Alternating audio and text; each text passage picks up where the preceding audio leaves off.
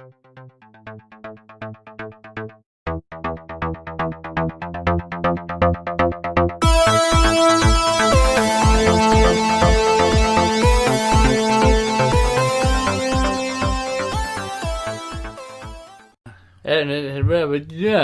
everyone, back again. Today we're talking about Gilles Deleuze's Cinema 2, The Time Image. So, I'm joined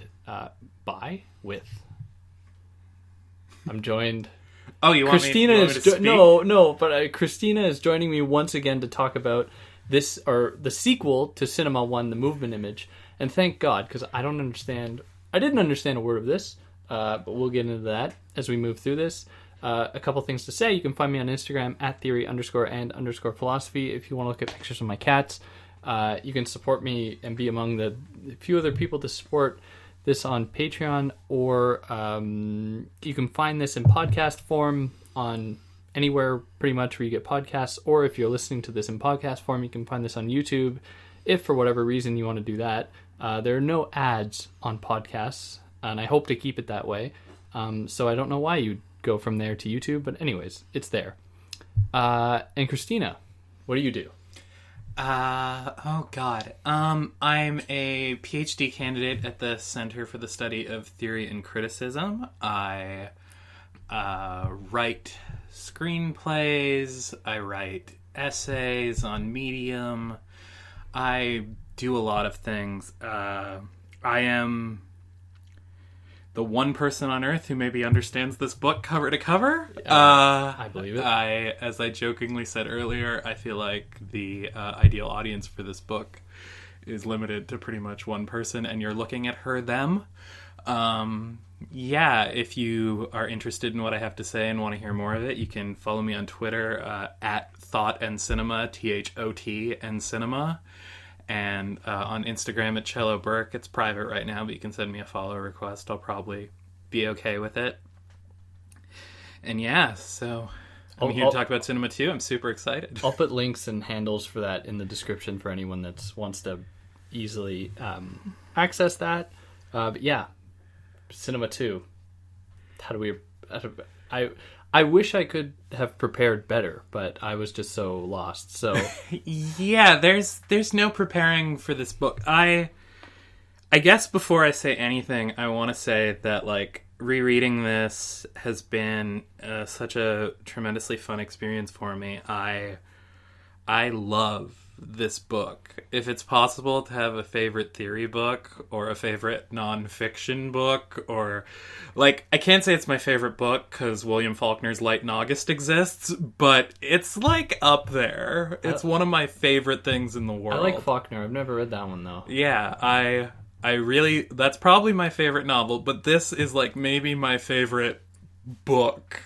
Yeah. I don't know how else to put it. I love this thing. Reading it, I see so much of myself in it in so many different ways, and it's always been the book I go back to, the way I understand things. I'm not really a Deleuze scholar. I know a thing or two, or 2 or 3 things about Deleuze, but this book I know, and I just feel like it captures so much about what I find meaningful about cinema, even though it does it through these mediations, through philosophy, through mathematics, through contemporary science, through literature. This book has everything in it. And it also speaks to a certain kind of film viewer that really could have only existed at the point of time Deleuze was writing. And it's a perspective I've tried to recreate so much in my own life. So, when I say I'm the perfect audience for this book, it's yes, I'm into cinema and philosophy, but I'm into post-structuralist philosophy, and I'm into French cinema, not just of the New Wave, but post-New Wave. I know who Philippe Garrel and Jacques Doyon are. I have no idea. I can talk about the Zanzibar group and where Garrel's work comes from and why Deleuze cites him. I know I know all these references. I know the difference between Straub Huillet and Marguerite Duras and Hans-Jürgen Sieberberg. Like, I know all that stuff too. And then this time reading it, I really felt like this book was for me when later on he'll talk about problems and theorems. And one of my good friends wrote an essay and then eventually included in his master's thesis an extended meditation on Deleuze's ideas of problems and theorems. So because of him, I understand more of this book than I think I would have initially. So really, I'm picking up on everything in here and responding to it. So that's why, like, I have a personal closeness with this book. It does everything I'm interested in, almost. Like, if Deleuze could have snuck some transfeminism in here, like, I would just be this book. I wouldn't be a person. Like, yeah. And how has it then, if you want to talk about it, how has it spoken to you in terms of your own transition? I think the thing that really gets me about this book is something that has been in my work the whole time, which is this question of indiscernibility. Mm-hmm. And we'll talk about this in detail when we get to the chapter on crystal images. Which I will say right now is by far, the idea of the crystal is by far the thing that confuses me the most. But yeah, well, that's the thing, is like I almost identify with the crystal in some way, in this constant movement between real and imaginary, between virtual and actual. Mm-hmm. That's where I find so much of myself. And it's a very aesthetic way of thinking about transition, and that's maybe one thing I'll say is why maybe I'm not the right person to write a trans philosophy, is because I'm so concerned with the aesthetic side of things. And that's the way I see myself through it. Whereas there's a lived element and a quotidian element to being a trans person that I don't see and that I don't feel. I see. Yeah. And a true trans philosophy would manage to mitigate both. Whereas for me, I just always wants to focus on the aesthetic part, the creative part. And when we talk about how Deleuze uses creativity later on, like, I just so identify with that 100%. Like, creativity is the fundamental mode of resistance. Yeah. I got that much out of this, but there are more movements in it that I'm not privy to at this moment.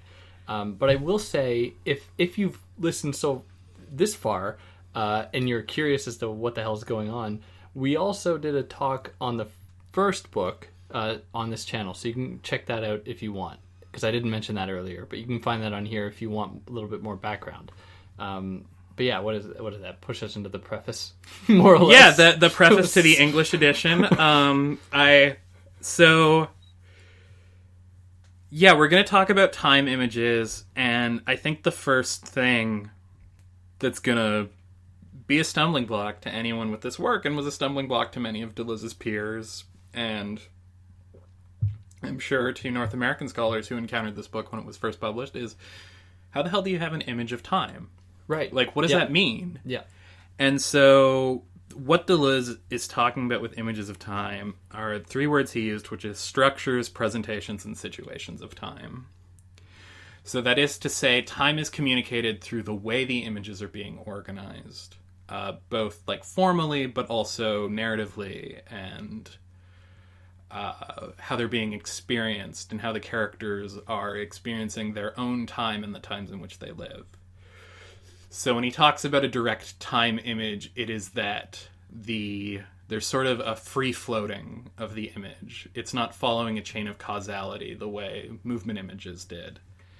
And so that's what he means by direct time image. And you can say, well, that's not really an image of time. Time's a material, etc. But that's what he's getting at, is that we come to feel time. He mentions Tarkovsky in the English preface, the pressure of time. And then, of course, he busts out an old favorite, that if the cinema does not die a violent death, it holds out the possibility of infinite renewal. So, again, foregrounding just, like, what the time image is doing. It's constant novelty, constant generation. Description is a word he's going to use a lot later on. So that's really where we start off. To be really simple about it, because I'm not saying this to try to pander to an audience that might not understand. because like I'm sure everyone listening knows more than me because I'm so confused. How I understood it, at least this distinction between movement image and time image, was in the movement image you like actually followed characters moving through the world, and it was almost like realism, like avant la lettre. Like it was just realism before realism, in that we just saw stuff going down, like classic films that you'd know the name of, like the wall coming down. You know, if you happen to know that old black and white film of like the wall coming down, or the Lumiere brothers on the moon, or whatever. Yeah. Something like that. Movement. Méliès on the moon. The Lumiere brothers shot people leaving the factory. Right. Yeah. But how I understand the time image was suddenly that directors were not so much interested in depicting something happening in a moment, but it was like, with a cut, we can suddenly jump a number of years. Is that... I could be wrong. You can tell me that I'm wrong. That's a type of time image. That's a type of time image. All right. But we'll talk about time images that are ostensibly in the present, but they're still time images. The simplest way to describe it, and we should just jump right into the first chapter. Yeah, I'm at... to do this is the role of the seer taking over the role of the actor. Yes. And the role of someone who bears witness to what's in front of them, but does not necessarily respond to it or even take part in it. And this is the collapse of what he calls the sensorimotor schema. So the sensorimotor schema, it was kind of like the classical symbolic organizing structure. It's like things happen according to their ends, almost. So like a character wants something, they perform an action to get it, they are challenged or they're not challenged, or they have to do something. Whereas in the time image, we are with characters who don't have these goals. They don't know what their goals are. Oh. We don't know what they want, but more importantly, they don't know what they want. So they're just witnesses to the world. And this happens both in fiction and in documentary, as we'll talk about. And different ways what it means to see as opposed to act are. So the terms he uses here are op signs and son signs. Yeah, this is something that's definitely confused me. So the op sign is when a space loses its qualities in a way. So like in the first, if you go back to the first cinema stuff, we were talking about all these signs. We were using all these Persian terms to describe these different types of signs. And the op sign is when all that charge drifts out of it. And what you have is just the image, just something to witness. Yeah. It loses its sort of quality. And then a son sign is when the same thing happens to the soundtrack. Okay, so that it is no longer a corresponding sound, but a sound sort of for itself and just there. Mm-hmm. Yeah. Okay, so yes, you have op signs and son signs, and these are going to define the time image is images and sounds drained of their sensorimotor function, which means images and sounds without context, almost, without reason, without being put to an end. And so the forms that sort of take over this kind of cinema are really like a ballad form without a journey. So wanderings as opposed to adventures. Yeah. And then he takes us on the first sort of flashback he does. This is really a theme throughout this book, is he'll talk about something more contemporary and then he'll jump back and sort of try and find like a historical precedent. So he's almost writing in a way where he's trying to demonstrate his sort of thesis. Right. And again, it's in 3 parts, like in Cinema One, but they're not the same 3 parts. It's not percept, affect, action. It's different, and I'm not quite sure what the 3 parts are exactly.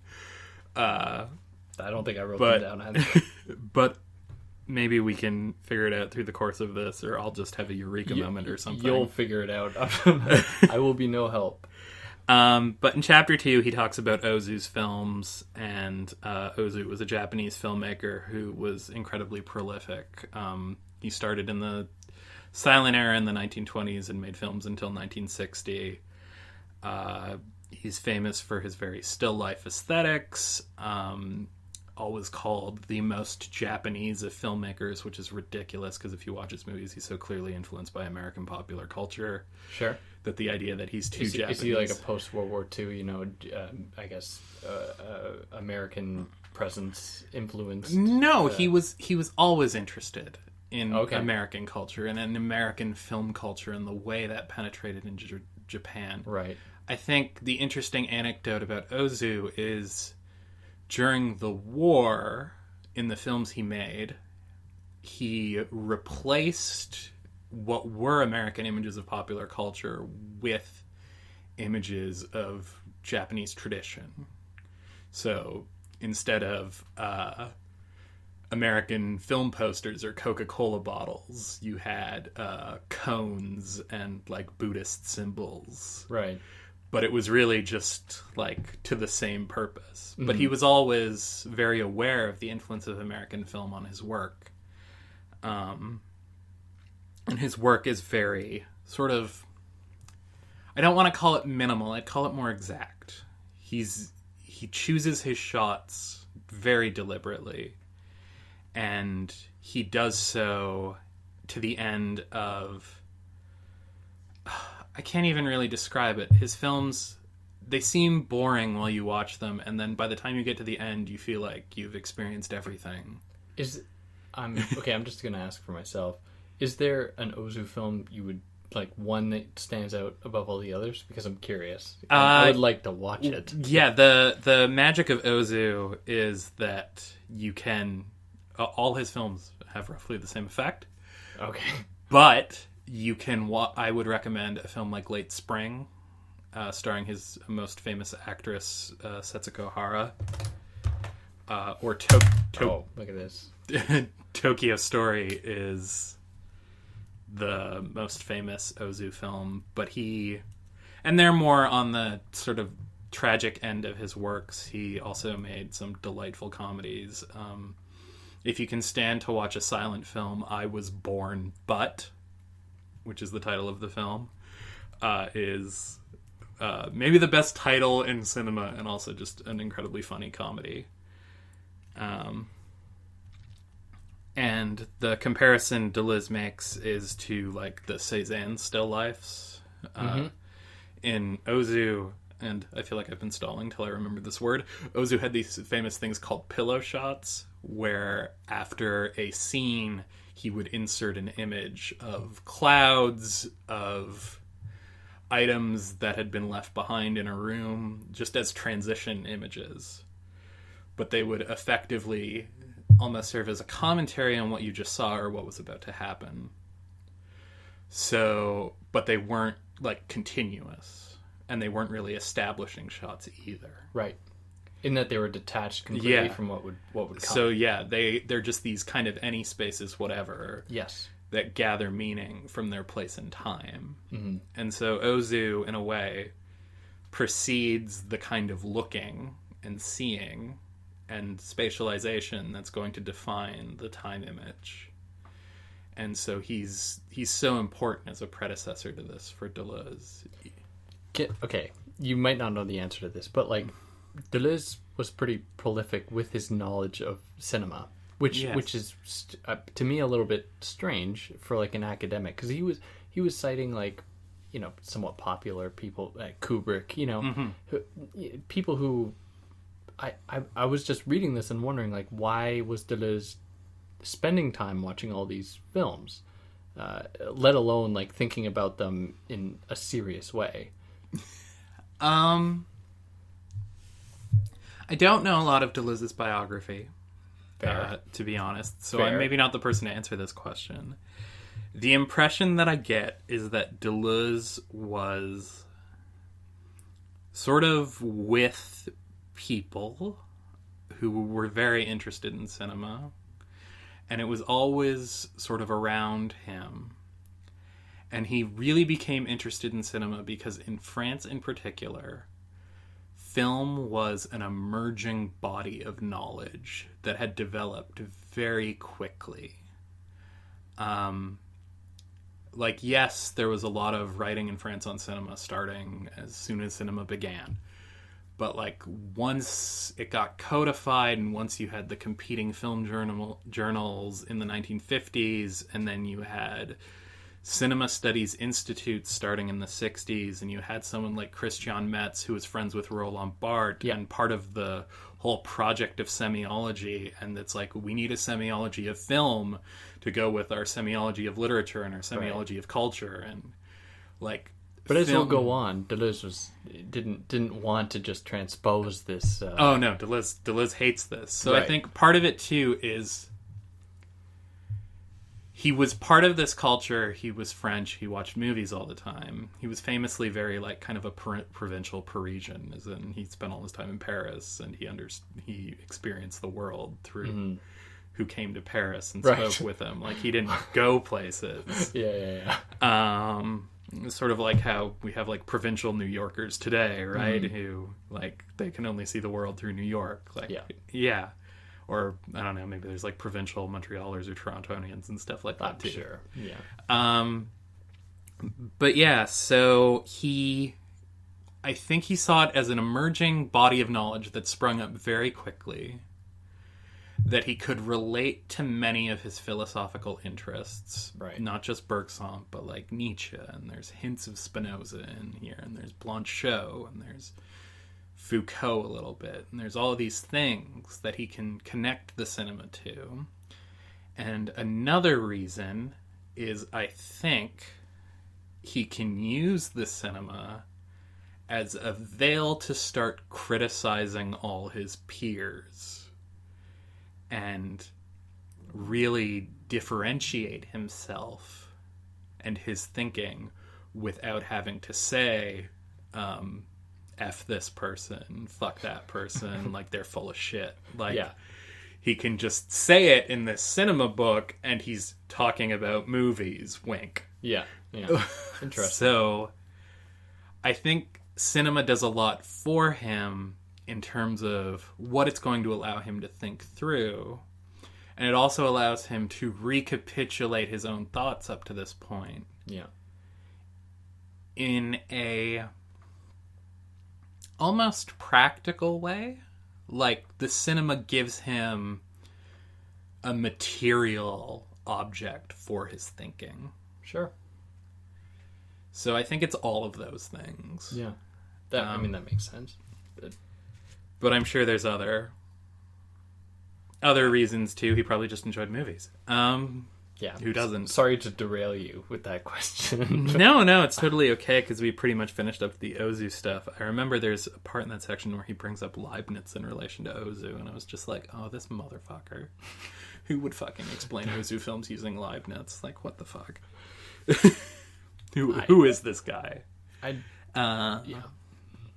So, anyway, the third part of this first chapter, we finally get a definition of what a cliche is, picking up from last time. He explains what cliches are, and it's back to this sensorimotor idea of using something for its expected purpose. And I hesitate to bring this up because everybody hates him, but this is kind of like Heidegger's tool, right? With the hammer? Yeah. So when we use the hammer the way it's meant to be used, we're not thinking about the hammer and its existence. We're just putting it to work. But when the hammer breaks, right, now there's all this, what does this mean? It's a crisis. It provokes something. We begin to think about it in a way we didn't before. So, that's what cliches are. They're functioning hammers. Yes. They make making movies pretty easy Yes. for the big business, Hollywood Yeah, things. you put your cliches together and people have the experience they expect to have, and it works out for them. So what he wants is things that break down these cliches, that like become the pure optical and sound situations. Which is different from the sensory motor ones. Yeah. It's the transition from the Yeah. movement to the time. It's the transition from sensory motor to optical sound. Pure optical. Yeah, and sound. So yeah, that's where it departs. That's where there's this break, and this break happens for Deleuze because of the Second World War, even though he's just told us it preceded it. I didn't catch on that, so... Yeah, because Ozu made a bunch of films exactly the same way he'd make them after the war, before the war. So, like, this is... His chronology is selective. But the thing that he relates it to is, like, he's thinking of Rossellini's films, like, Europa 51 is the example he goes back to, of this woman seeing workers enter a factory, and she says it's a prison, or I saw prisoners going to the whatever. Right. And it's like, yeah, of course there's an abolitionist message in my favorite book. It's the anti-carceral thought. Of course. It's what we all want. But more seriously, it's in the post-war Europe, you had people who were now completely displaced by the war. You had Reconstruction and sort of people just not knowing what their place was and seeing themselves and becoming aware of seeing themselves. And so that's what leads to thought, is these characters who sort of observe their situations and think about their situations but don't know how to act in them, and who might produce a description of their situation, or who might be able to report on their situation, but they don't know what to do. So when you don't know what to do, that's when you start becoming open to possibilities outside of what came before. And hence the newness in cinema at that point. Yes, absolutely. And so what we get with these types of films, if they're going to give us a direct presentation of time, is that it's a literal image of thought. And I don't want to completely retrace difference in repetition here. In difference in repetition, Deleuze uses the phrase image of thought to refer to the sort of dogmatic image of philosophy. And he's very critical of the idea of an image of thought. But it seems here that the image of thought is no longer dogmatic. It's a productive image of thought. And so he's interested in it, and he wants to go towards it. And I think that's all I have for chapter 1, unless you want to talk about specific films, because then we can be here for hours. My God, no. I really want to emphasize I'm totally out of the loop with this. So if you think that captures the essence of chapter 1, I am in total agreement. I think that gets at a lot of what's going on in chapter 1, and the examples are mostly productive of that. So his bringing up like Antonioni, Godard, Rivette, these all fit. So yeah, Antonioni, Godard, Rivette, all these examples that he uses are just to bring out the central idea of wandering and looking. And one thing I want to pick up on is where we sort of ended Cinema 1, where he came up with this sort of conspiracy of cliches. And this is how we're going to essentially get out of it, is we're not going to follow sort of the direction of the sensorimotor image anymore. We're going to break away from it. And this is where resistance is going to emerge in a kind of stopping or withdrawal or, spoiler for later on, but like interstice. Right. A break, an eruption. And so the first chapter really kind of lays all this out there. The second chapter is going to sort of be like more of a proper introduction. The second chapter is him being like, okay, now let's explain. Yeah. Previously on. Yeah. And so he draws the distinction between semiotics and semiology, which is semiology is concerned with linguistics and utterances, and semiotics is concerned with images and pre-linguistic material. And he really tears into Christian Metz in the beginning of this chapter. He's like, his logic is completely circular. Like, it looks for utterances because it says narratives are utterances, and so it finds what it's looking for, and it doesn't deal with the material that makes up those narratives. So what I'm proposing is a semiotics which actually deals with what the images mean, not how they're structured or conveyed. Yeah. And I can't help but also see this as like a dig on Barth via Metz. Well, as you just said, they were friends. So yeah. And close colleagues. So I think, it's not about a reference to movement, it's a movement image. The image is literally in motion. It's not a reference to time, it's literally an image of time. So that's kind of how he's going to define it. And then in the second part, I just wrote down, this is a review of Cinema One. We did 3 hours about this. Go listen. Go check that out if you want. I would hope you would have already listened to that, or at least read it before listening to this, because it would be really strange for you to start Deleuze's foray into cinema with Cinema 2. Or you're me, and you did that because it talks about the movies you like.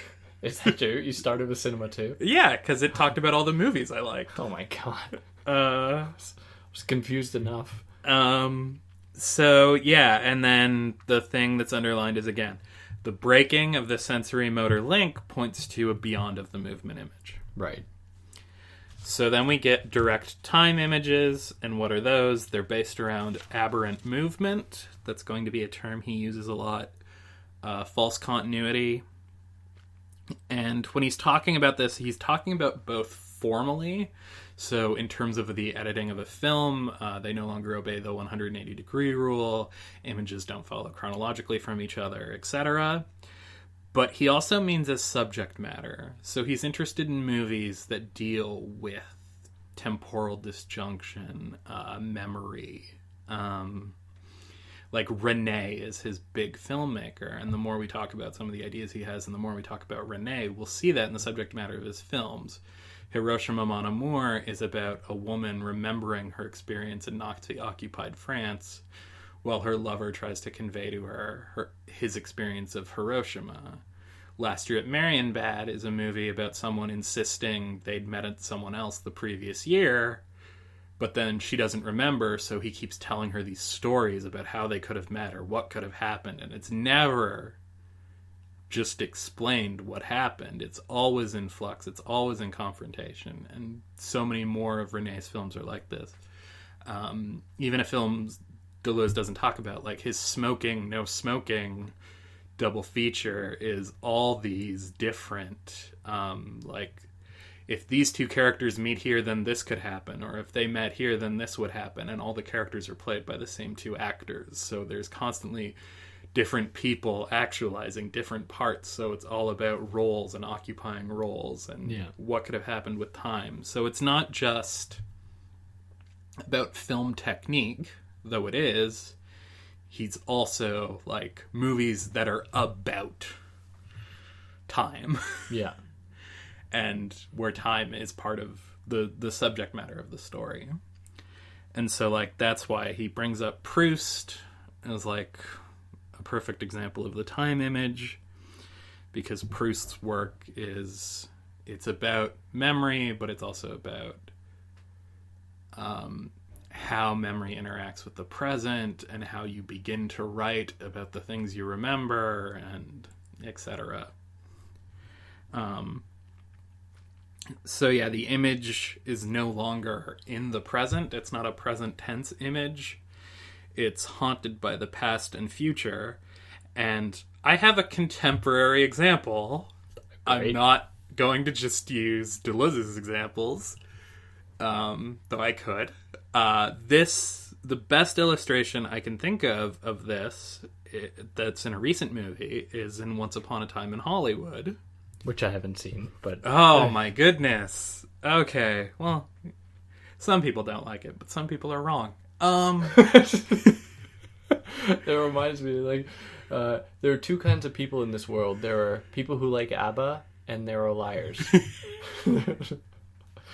But yes. I like Waterloo, I'll admit it. But yeah, so in Once Upon a Time in Hollywood, there's this scene where Margot Robbie, as Sharon Tate, goes to watch the movie The Wrecking Crew, which starred the real-life Sharon Tate. So as Margot Robbie, playing Sharon Tate, watches the movie with the quote-unquote real Sharon Tate playing a character in the film, you see that, like, what are we seeing here? We're seeing the movie takes place in the past, but here's an actual object from the past. Are they playing the actual movie? So not Margot Robbie. It's not Margot Robbie watching Margot. So you have Margot Robbie playing Sharon Tate, watching the real Sharon Tate in this movie. Okay. So what is happening in this? And this whole scene supposedly takes place in the past, but as we'll learn by the end of the movie, it's a past that never existed. Right. It's a fictionalization or a fantasy of the past. I say right, but I have no idea. Yeah. So what is going on here? Like, it's a question of time and actual and virtual and all these different things. Like, this image doesn't mean anything if it's just a present tense image. It means something because we know that that's Sharon Tate, and we know that she is, but both isn't Sharon Tate at the same time. And we also know that this movie, while supposedly taking place in a real, like, it's Los Angeles, 1968. Like, it's supposed to be a real place, but we know by the end of the movie that that's not really what this was. So I think that's an example of, like, a direct time image in a contemporary film. And I'm sure I could think of other examples, but that was just, like, that's the most aggressively obvious one. Because I'm sure many people have seen it and will relate, I hope. Okay, so I think we can move on to Chapter 3. Yeah, let's do it. How are we doing on time? I think we have time. We'll do Chapter 3, and then we'll take okay. Yeah. So our boy is back. Bergson. Yeah. Bergson. Yeah, and this first section's about the tattoo I'm going to get. Oh, tell us about it. Okay, so basically this is about sensorimotor images versus descriptions. So sensorimotor images follow from what something is supposed to do, going back to our hammer example. A hammer hammers, you hit nails with it, you pull nails out, whatever. But a description happens when we just look at the object and be like, okay, what is this? Or it breaks, and it's like, well, what is it now? Like, why doesn't it do what it did before? Or, like, what could it do? Yeah. So he makes reference to, and I think it actually is at the end of the book, this diagram of Bergson's, which is one circle with object and actuality in it, and then going out from the actuality there is B, C, and D in concentric circles, and then coming out from the bottom below the object there is B prime, C prime, and D prime. And so the ascending circles are sensorimotor possibilities. They're the things we can do with something. And the descending circles are virtual possibilities, or things we think up about something when we describe it, but not things we actually do with it. Right. So it's about looking at layers of reality in terms of what they're used for, and then in terms of how they can be perceived. Mm-hmm. And the reason I'm getting a tattoo of this is because I, like, identify so deeply with this diagram. I look at it and I go, that's life. Right there, that's it. You have the things you experience and how you realize them, and then you have the way you look at things and how you think about them. Right, yeah. Sounds pretty cool. Yeah, so that's like the big Bergsonian dive he does to bring up this image, and it's funny that he writes about it and you have to go to the glossary to look at it to see what he's talking about. I didn't do that, and I feel like I should have, but you drew the image pretty well. I feel like I know what's going on. So then we kind of go back again.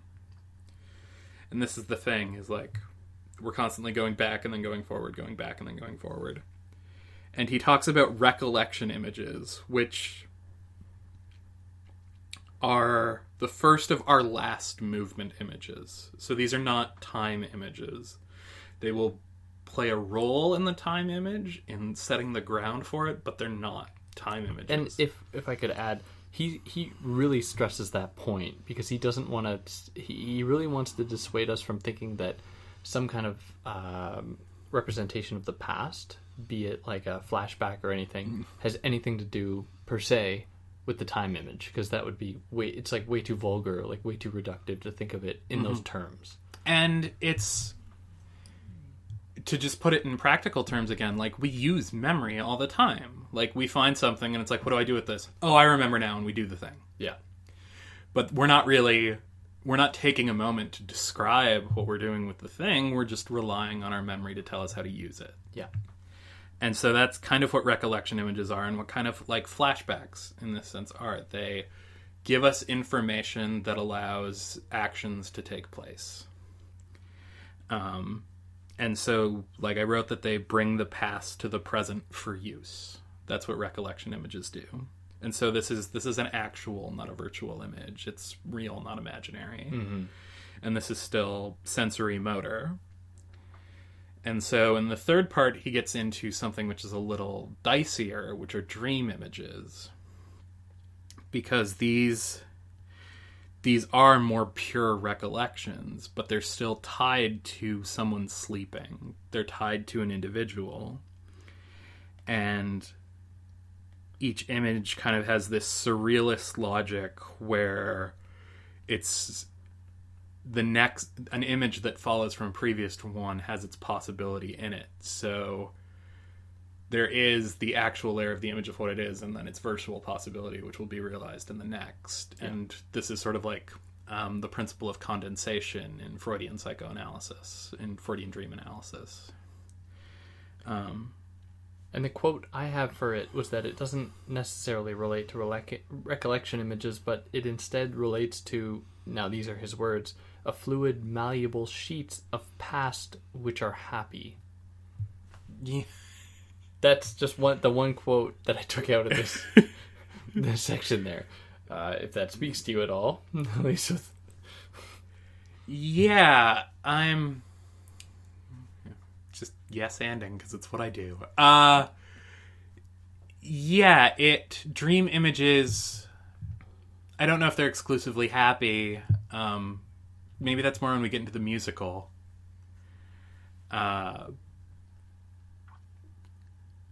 But there is definitely a sense that they have a use. Sure, yeah. And this is what kind of the musical comedy does, is there's this move from reality to spectacle.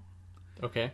So that the actual kind of dissolves into the virtual of the dance, and we can think of An American in Paris is really famous for its final sequence, which is this huge dream fantasy ballet, and it was completely ripped off in the movie La La Land. If you saw that, the last part of La La Land is when she walks into the jazz bar and sees him playing, and then there's that whole fantasy musical number, basically completely stolen from An American in Paris. Really? Okay. But yeah, it's that same idea of. And in La La Land, I think it's just the same effect, really. It's this sort of actual situation becomes this virtual possibility. I think you might have mentioned that in the other episodes we did. Yeah. For some reason it sounds familiar, but... Because Manelli gets brought up in the previous volume, too, so I'm sure I hit that point. And then when he's talking about Manelli, he brings up this idea that he'll expand on a little bit in an essay he writes afterwards. But he talks about people being victims of dreams. And how we're all victims of somebody's dreams. Deleuze or Manelli? Deleuze, yeah. Yeah, he has this sort of fear of dreams, of people's dreams and what they do when people get caught up in them. Oh, really? And and then the last thing he talks about are world images. Yeah.